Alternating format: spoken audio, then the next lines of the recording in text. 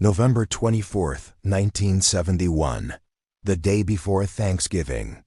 While millions of Americans were preparing for family dinners, football games, and holiday travel, calm, cold, Dan Cooper, or at least that's the name he gave.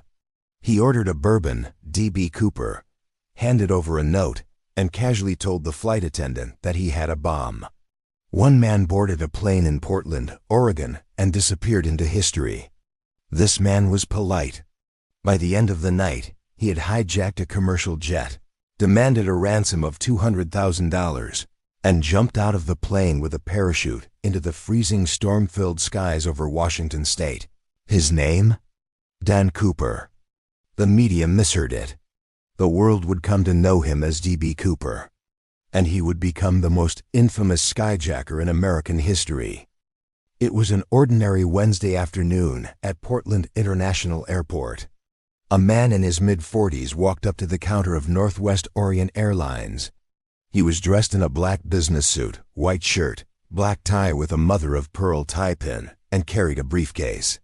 He identified himself as Dan Cooper and paid cash for a one-way ticket to Seattle, just a 30-minute flight. At 2:50 p.m., he boarded Flight 305, a Boeing 727, with 36 other passengers and 6 crew members. The flight was on time. The skies were overcast, typical for a Northwest November. No one paid him much attention. He took seat 18C in the rear of the plane. At 3 p.m., the plane took off. Shortly after takeoff, Cooper handed a folded note to a flight attendant named Florence Schaffner. She assumed it was just another businessman's phone number and tucked it into her pocket. But Cooper leaned in and said quietly, "Miss, you'd better read that note. I have a bomb." Startled, she opened the note. It was printed in neat capital letters. The message said Cooper had a bomb in his briefcase, and he wanted her to sit beside him. She did. When she asked to see the bomb, he cracked open the case just enough. Inside, she saw 8 red cylinders attached to wires and a large battery. Cooper's demands were simple and chilling.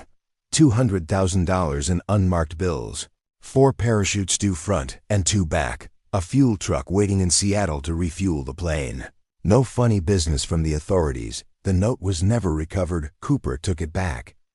The flight crew relayed Cooper's demands to air traffic control, and the plane circled Puget Sound for 2 hours while the FBI and Northwest Orient scrambled to meet them. Meanwhile, passengers had no idea what was happening. They were told there was a minor mechanical issue.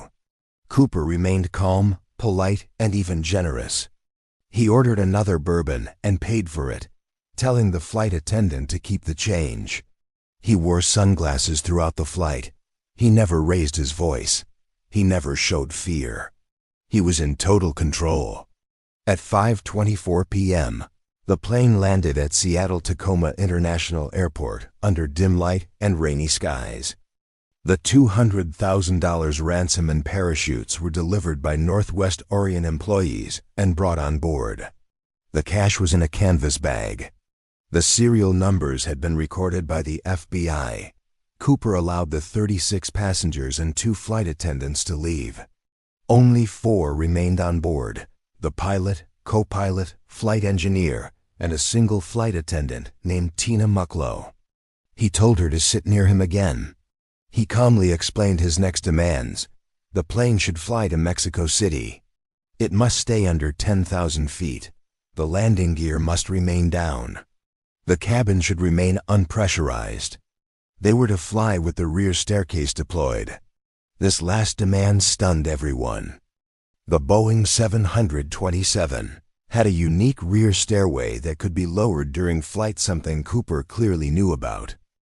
At 7:40 p.m., Flight 305 took off again, this time heading south. The crew remained in the cockpit as Cooper ordered. He carried the cash, secured a parachute, and moved to the rear of the cabin. Somewhere around 8:13 p.m., over the dense forests of southwestern Washington, a warning light in the cockpit indicated the rear staircase had been deployed. The plane jolted slightly, then stabilized. When it landed safely in Reno, Nevada, The FBI and SWAT teams stormed the plane, but Cooper was gone. Only a black tie, 2 parachutes, and 66 fingerprints remained. The search for Cooper was massive. Operation Nouriak became one of the most extensive investigations in FBI history. Helicopters, troops, tracking dogs, and volunteers combed the wilderness near the suspected drop zone around Ariel, Washington. Divers searched lakes. Planes scoured mountains. But no parachute, no body, no clue. The $200,000 was considered marked. Banks and businesses were put on alert. Nothing turned up. Then, in 1989, years later, a boy named Brian Ingram made a shocking discovery while vacationing with his family. On the banks of the Columbia River, he uncovered rotting $20 bills buried in the sand. $5,800 worth, and all matched Cooper's ransom serial numbers. But again, no sign of Cooper himself. The FBI believes D.B. Cooper was familiar with aviation and the Boeing 727, had military experience or parachute training, knew the Seattle area was intelligent, organized and deliberate, but they also concluded he probably did not survive the jump. Jumping at night into a storm with heavy wind, freezing temperatures, and no clear landing zone. Survival was unlikely. Yet no body was ever found. No money was ever spent. No definitive trace has ever surfaced. Over the decades, Cooper became more than a suspect. He became a pop culture icon. TV shows like Unsolved Mysteries, Loki, and Prison Break referenced him. Books, podcasts, documentaries, countless theories and recreations kept the mystery alive. Bars serve D.B. Cooper cocktails. He even has a yearly festival in Ariel, Washington, the town nearest his likely landing zone. He's the Robin Hood of the sky, the only man to outwit the FBI from 10,000 feet up. In July 2016, the FBI officially closed the D.B. Cooper investigation after 45 years and more than 1,000 suspects. They admitted they'd exhausted all leads. They kept some evidence but no longer investigate the case actively. Still, independent investigators, citizen sleuths, and mystery lovers around the world continue the search. Some are convinced they know who Cooper was. Others believe we'll never know. Maybe he died in the woods. Maybe he lived quietly, blending back into society. Or maybe he's watching the world still wonder.